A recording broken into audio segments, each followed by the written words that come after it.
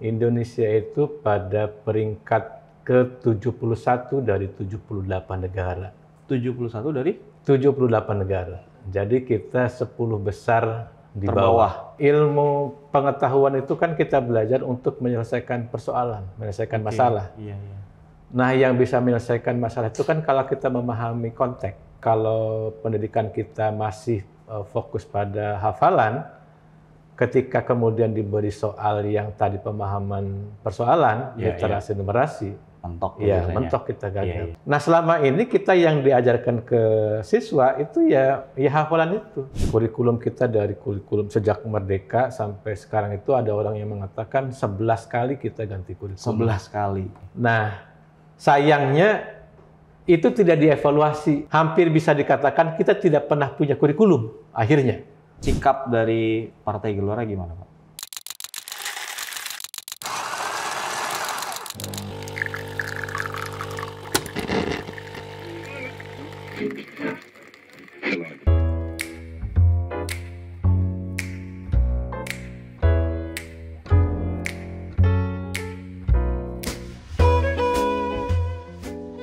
Halo sahabat Gelora, belum lama kita ada isu yang lagi viral nih, yaitu tentang Indonesia gelap dan juga kabur aja dulu. Yang salah satu menjadi komplain masyarakat Indonesia adalah tentang kualitas pendidikan Indonesia. Dan hari ini di Cerita Kopi kita sudah kedatangan tamu nih yang akan membahas itu semua. Itu Bapak Rahmani. Selamat malam Pak. Selamat malam. Salam kenal Purnomo. Kenal nih, baru ketemu kayaknya. Iya betul, tapi udah dengar kabar Bapak sih udah lama ya. Iya. Menjabat sekarang sebagai Ketua Bidang Pendidikan. Oke. Itu di bawah langsung Korbit Kebijakan Publik. Oke. Nah, tadi saya singgung lagi ya Pak di awal kan kita belakangan ini lagi rame. Sempat rame lah ya, itu soal hashtag Indonesia gelap, kabur aja dulu. Yang salah satu concern terbesarnya tentang kualitas pendidikan Indonesia nih Pak. Nah, Bapak sebagai Ketua Bidang Pendidikan yang tentunya pasti concern banget membawahi bidang tersebut. Secara umum Pak, pendidikan Indonesia sedang baik-baik saja kah saat ini atau kayak gimana kondisinya Pak? Ya, cara kita mengukur kualitas pendidikan itu kan kalau di internal kita di Indonesia ya tidak ada. Dulu kan ada ujian nasional, kemudian Menteri sekarang yang baru akan memberlakukan tes kemampuan akademik, tapi itu kan internal. Nah, mungkin yang bisa kita pakai adalah PISA, Program International Assessment, yang diselenggarakan oleh negara-negara OECD. Indonesia itu pada peringkat ke-71 dari 78 negara. 71 dari? 78 negara. Jadi kita 10 besar di bawah. Gitu ya. Yang dites itu kan reading, matematika, dan science.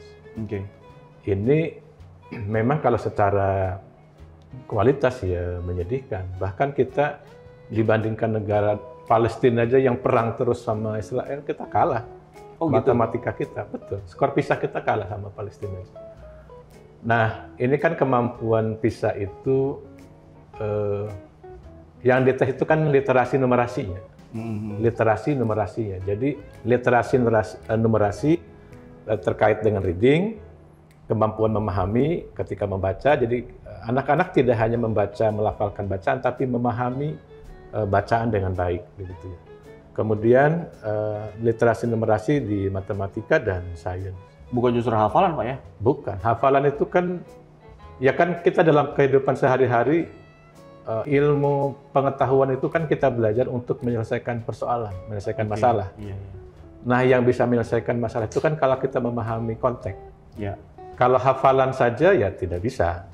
Nah, sementara kalau pendidikan kita masih fokus pada hafalan, ketika kemudian diberi soal yang tadi pemahaman persoalan, literasi numerasi, mentok kita gagal. Hasilnya 71 rankingnya ya dari 78 negara. Boleh sambil diminum. Boleh juga nih. Saya teman hangat-hangat, apa namanya, hujan, ngopi. Nah sebelum saya lebih dalam soal ini Pak, setelah ini saya lebih dalam. Kan ini agak nyinggung sedikit ya, karena kalau bicara kualitas pendidikan nggak lepas tuh dari kebijakan pemerintah. Kita rahasia umum lah Pak, setiap ganti menteri, ganti juga tuh kebijakannya. Gitu kan. Kalau secara Bapak yang praktisi pendidikan dan juga mungkin udah berpuluh tahun mungkin Pak ya, bergelut di pendidikan. Nah itu ngelihatnya ideal atau memang seharusnya begitu atau gimana seharusnya Pak? Kalau ngukur deh dengan negara-negara tetangga deh tadi. Ya, memang banyak faktor ya, anggaran, guru, kurikulum, banyak ya. Cuma kan memang yang dirasakan oleh kita masyarakat Indonesia, ya diantaranya kalau orang itu nyorotinya ya ganti menteri, ganti kurikulum gitu. Gimana kita mau leading kualitas pendidikan kita, orang ganti menteri, ganti kurikulum.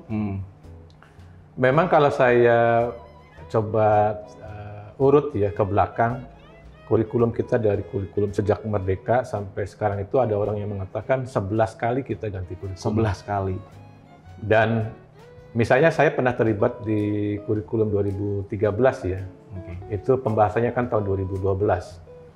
Itu ketika kita turun ke guru-guru di lapangan, itu guru-guru ngeluhnya begini, Pak, saya itu terus terang ya baru kemarin lah dapat giliran untuk pelatihan kurikulum KTSP. Waktu itu kan KTSP untuk masuk ke kurikulum 2013. Baru saja saya ikut pelatihan, baru saja saya memahami kurikulum KTSP. Udah ganti lagi. Besok mau diganti lagi katanya. Bapak sekarang meminta masukan dari kita dulu. Itulah yang terjadi sekarang. Sementara kurikulum-kurikulum itu sendiri, kalau sepengetahuan saya, kurikulum yang mengalami proses laboratorium itu hanya kurikulum CBSA.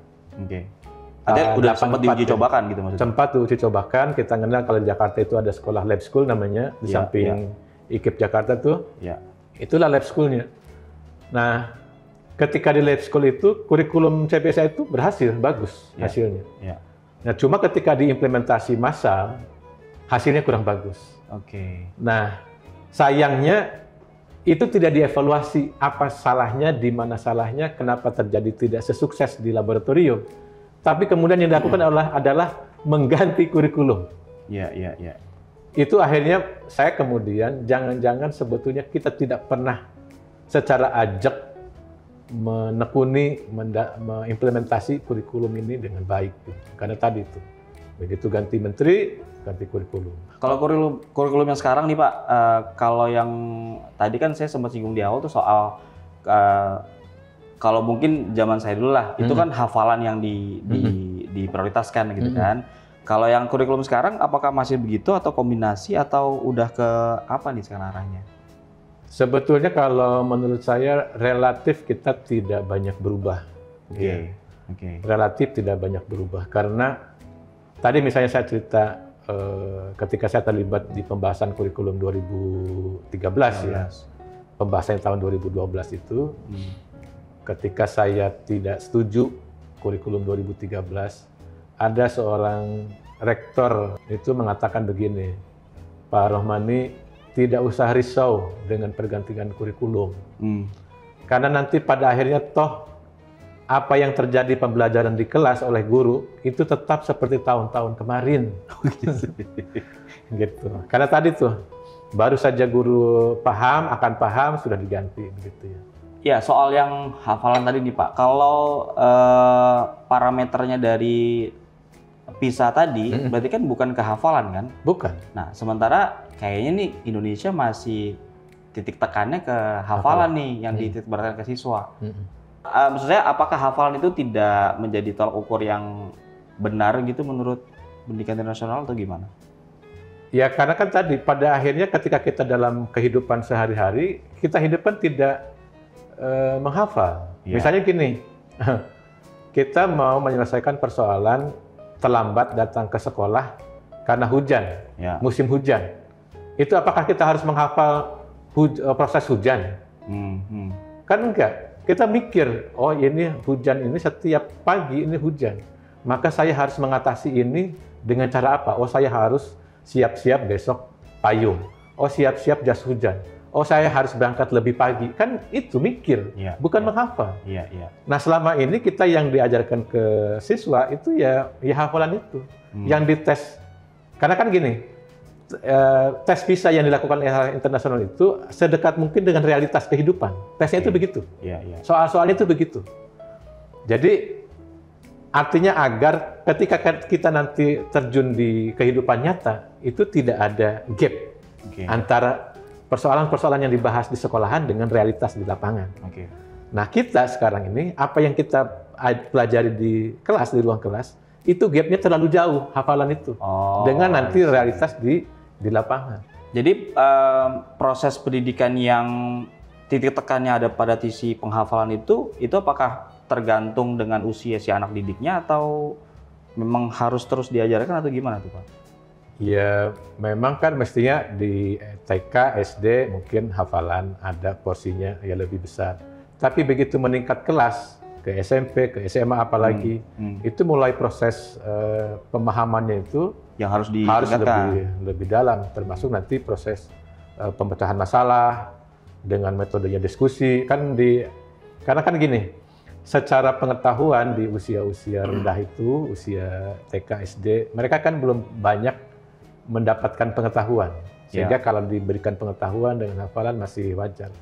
Tapi bertambahnya ilmu itu kan pengetahuan mereka makin banyak.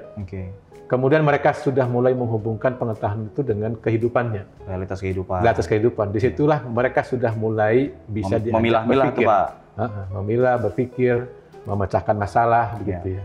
Nah itu yang sepertinya tidak terjadi pada kurikulum kita. Guru, ya kalau guru kan memang selama ini kan memang harus mengikuti kurikulum, itu kan masalahnya juga. Jadi ruang kreasi guru juga tidak banyak, karena kemudian diikat oleh dulu ada namanya standar kompetensi, gitu ya. Standar isi, standar kompetensi, standar alat, standar proses. Jadi ya harus begitu guru, tidak boleh keluar dari situ. Jadi maksudnya gini, kalau Pak Rahmani pengen bilang guru-guru di Indonesia ini bicara kreativitasnya tuh dibatasi begitu atau gimana? Ya mau nggak mau terbatasi oleh standar. Dulu itu zaman kurikulum KTSP itu ada 8 standar. Standar itu harus dipenuhi dalam proses pembelajaran. Kalau nggak salah yang kemarin tuh zamannya Nadiem Makarim kan udah lumayan bagus tuh kalau saya lihatnya. Dengan kalau Indonesia menurut saya zaman Pak Nadiem itu sudah membuka dengan istilah Merdeka Belajar. Saya coba kaji ya. Cuma kan Pak Nadiem ini 5 tahun itu sudah kepotong COVID 2 tahun. Jadi dia punya waktu 3 tahun untuk implementasi Merdeka Belajar itu. Saya kira itu sangat tidak cukup. Ya. Apalagi kemudian menteri penggantinya tidak meneruskan begitu ya. Sangat tidak cukup. Jadi secara konsep saya coba dalami, ya bagus. Tinggal implementasi, dan implementasi 3 tahun itu kan perlu kita cek. Menurut saya Pak Nadiem sudah menyiapkan guru-guru penggerak, itu sudah langkah yang betul ya untuk mengawal ide Merdeka Belajar itu dipahami dengan baik oleh guru-guru penggerak yang dilatih secara intensif 6 bulan kalau tidak salah, walaupun daring ya. Nah setelah itu mereka paham, mereka nanti yang akan mengajarkan, ya bukan mengajarkan ya menyampaikan ke teman-teman guru yang lain kan. Itu butuh proses. Untuk memahami ide tentang Merdeka Belajar sendiri, menurut saya tidak sederhana. Karena tadi kebiasaan kita yang belajar dengan yang namanya belajar itu adalah anak hafal, bisa menyebutkan begitu ya. Kemudian diganti dengan proses belajar berbasis proyek, diskusi, pemahaman, itu tidak mudah. Tidak mudah. Mengubah habit itu tidak mudah. Butuh waktu. Baik guru maupun siswa. Baik kita semua juga. Kan kita juga sering begini. Kita menamakan anak itu belajar kalau dia duduk dengan tenang, membaca buku di depan buku gitu ya. Dia lagi belajar. Tapi kalau anak sedang diskusi gitu ya, itu kita nggak sebut dia sedang belajar.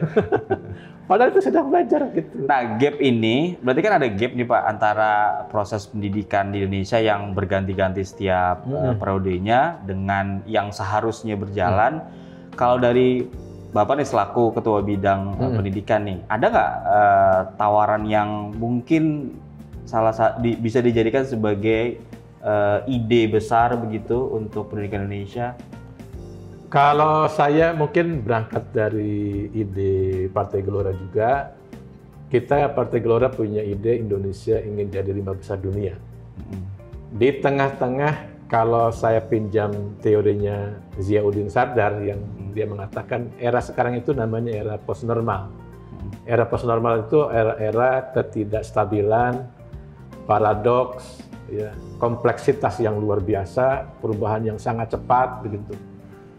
Nah, ini mungkin kita harus berpikir juga negara sebesar ini dalam satu komando namanya kurikulum nasional, satu kurikulum dengan segala keragaman kekayaan Indonesia, keragaman budaya, keragaman etnis. Mungkinkah kita harus seragam satu kurikulum? Ya. Saya kadang-kadang berpikir begitu, sehingga mungkin negara itu atau pemerintahan pusat cukup memberikan arah. Ya. Arah pendidikan kita mau apa? Kita mau Indonesia Emas tahun 45, oke. Tinggal membuat apa kisi-kisinya. Tonggak-tonggaknya pencapaian itu apa saja. Misalnya GBHN dulu dong berarti. Ya seperti GBHN lah. Tidak berubah-ubah itu. Karena berubah-ubah sekarang seperti sekarang itu bisa jadi merugikan pendidikan kita sendiri gitu. Jadi arahnya kita mau kemana? Tadi kalau Pak Prabowo itu menetapkan Indonesia Emas tahun 2045, kalau kita di Gelora Indonesia menjadi 5 besar dunia, saya kira tidak ada, cuma beda bahasa begitu ya. Mungkin kita berpikir tidak perlu ada kurikulum yang rigid nasional. Yang penting ada arah besarnya, negara ini mau kemana, tetapkan tonggak-tonggak capaiannya, kemudian daerah-daerah kita berikan kesempatan untuk merumuskan kurikulumnya masing-masing. Dengan berbasis kekayaan di daerahnya, menggandeng universitas terdekat, pendidikan melakukan riset seperti apa kurikulum yang pas, sehingga nanti kita, ini kan aneh ya, kita tidak gagap berhadapan dengan kekayaan alam kita sendiri. Ya. Ini kan kita gagap di tengah-tengah kekayaan alam yang kita kaya raya, tapi kita gagap untuk mengelolanya. Ini kan aneh. Nah, bahkan kita jangan-jangan anak-anak kita juga terasing dengan kekayaan alam yang ada di sekitar rumahnya sendiri. Ya. Ini kan aneh juga.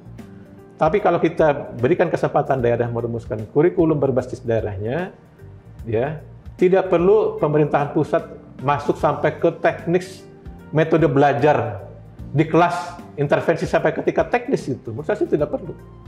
Biarkanlah sekolah, lembaga pendidikan merumuskan metode belajarnya sendiri-sendiri, merumuskan hal-hal yang spesifik dari muatan pendidikan mereka, tapi arahnya yang kita jaga oleh negara, oleh pemerintah pusat.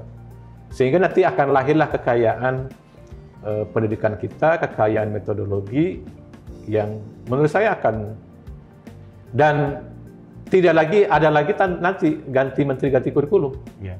Nah, terkait itu berarti kan kalau kita lihat belakangan ini berarti kan banyak masalah di pendidikan Indonesia nih Pak yang belum ada solusinya nih. Sangat banyak. Yang itu yang tadi saya sebut teorinya Ziauddin Sardar itu, dia mengatakan kan begini, ada namanya extended person. Jadi zaman sekarang yang diperpanjang, kita terlalu banyak di dunia pendidikan kita, persoalan-persoalan yang kita tahu persoalannya, dan kita juga tahu masalahnya, kita tahu cara penyelesaiannya, tapi berlarut-larut sampai sekarang tidak ada penyelesaian. Banyak sekali. Misalnya soal tadi kurikulum yang tidak ajak, setiap ganti menteri ganti kurikulum. Jadi hampir bisa dikatakan kita tidak pernah punya kurikulum akhirnya. Akan terulang terus Pak? Sepertinya begitu. Yang kedua persoalan guru. Guru sampai sekarang saya kira memang kalau misalnya tadi kita di level dunia dengan alat ukur PISA itu level 71, peringkat 71 dari 78 negara ya. Ya gimana nggak begitu? Guru-gurunya kita, guru ASN, guru swasta, guru P3K, guru honorer masih banyak begitu ya. Jadi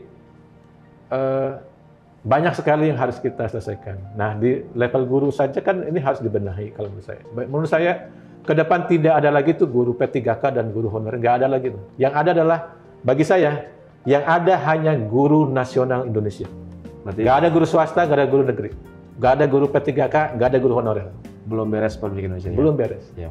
Kalau melihat tadi penjelasan dari Pak Rahman ini, berarti kan pendidikan Indonesia PR-nya masih banyak nih Pak. Banyak.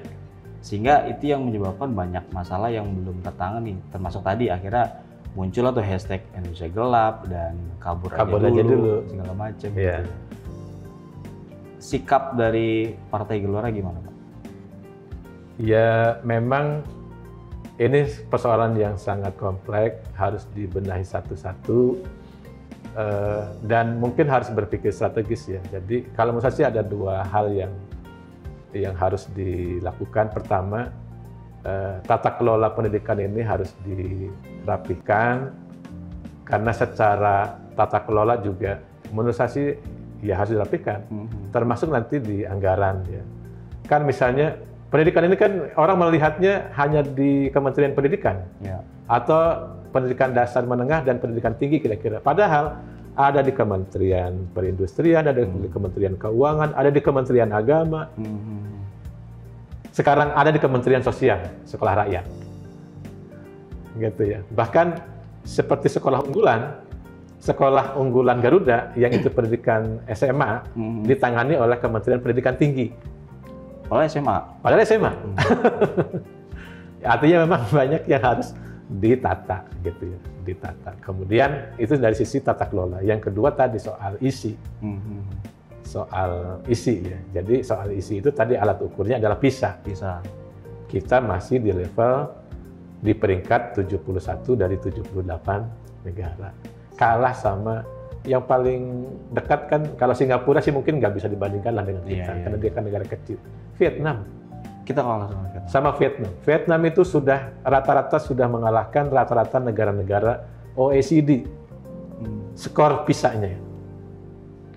Jadi kalau sekarang kita lihat secara industri, banyak pabrik pindah ke Vietnam, ya memang secara hasil pendidikan dia sudah sangat luar biasa. Secara ketika saya cek misalnya, berapa sih gaji guru di sana? Tidak jauh beda juga dengan gaji guru kita di Indonesia. Artinya sebenarnya kita bisa mengatasi masalah bisa mengatasi itu. Oke. Baik, terima kasih Pak Rahmani atas obrolan malam hari ini. Terima kasih juga. Ketemu lagi kita di sesi berikutnya mungkin. Mudah-mudahan. Jadi kopinya nanti bisa lanjut ngopi. Ya, terima kasih Pak Rahmani. Demikian sahabat Gelora, cerita kopi hari ini.